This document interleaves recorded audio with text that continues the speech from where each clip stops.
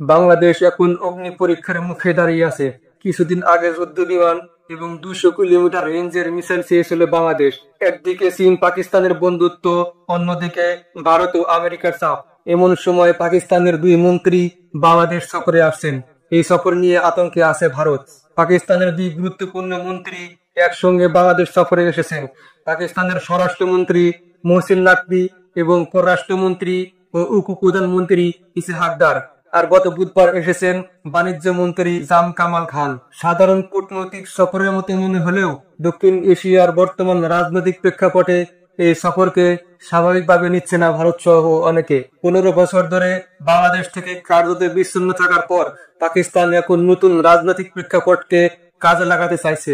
চীনের ঘনিষ্ঠ মিত্র পাকিস্তান এবার বাংলাদেশের সঙ্গেও সম্পর্ক জোরদার করতে চায়। দক্ষিণ এশিয়ায় নতুন করে প্রভাব বিস্তারের চেষ্টা করছে ইসলামাবাদ। ভারত বিরোধী শক্তিতে চীন, পাকিস্তান এবং বাংলাদেশকে নিয়ে জোট করার উদ্যোগ চলছে। তবে বাংলাদেশ শুরু থেকেই ভারসাম্যমূলক কূটনীতি চালিয়ে আসছে।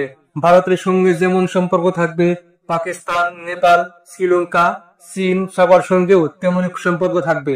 বাংলাদেশ এমন কোন সম্পর্কে জড়াতে চায় না যাতে ভারত বা আমেরিকা ক্ষুব্ধ হয়, কারণ চীনের সাথে অতিরিক্ত বন্ধুত্ব হলে আমেরিকা খুশি হবে না। তাই বাংলাদেশের এখন অগ্নি পরীক্ষা চলছে।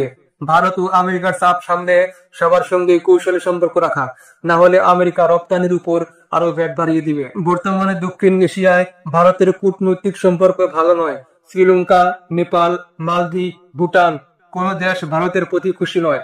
নরেন্দ্র মোদী সরকার প্রতিবেশী দেশগুলোকে ব্যবহার করেছে নিজেদের বাণিজ্যিক ও নিরাপত্তার স্বার্থে, কিন্তু তাদের উন্নয়ন বা গণতান্ত্রিক পরিবেশ গড়ে তুলতে কোনো ভূমিকা রাখেনি। ফলে প্রতিবেশীরা ভারতকে স্বার্থপর রাষ্ট্র হিসেবে দেখছে। এই কারণে পাকিস্তান এখন সেই সুযোগ নিচ্ছে।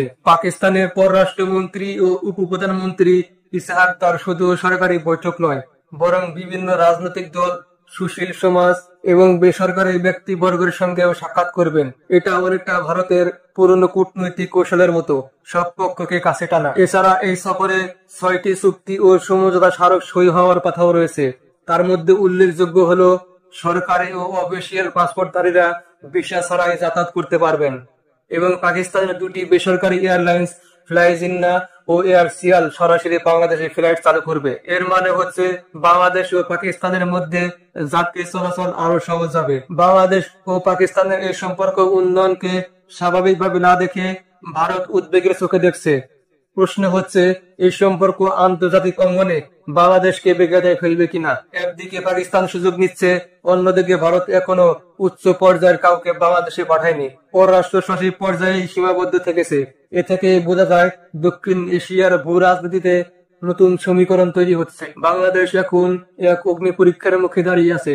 একদিকে চীন ভারতের ঘনিষ্ঠতা, অন্যদিকে ভারত আমেরিকার চাপ। এই অবস্থায় বাংলাদেশ কিভাবে ভারসাম্য বজায় রাখবে সেটাই এখন মূল প্রশ্ন।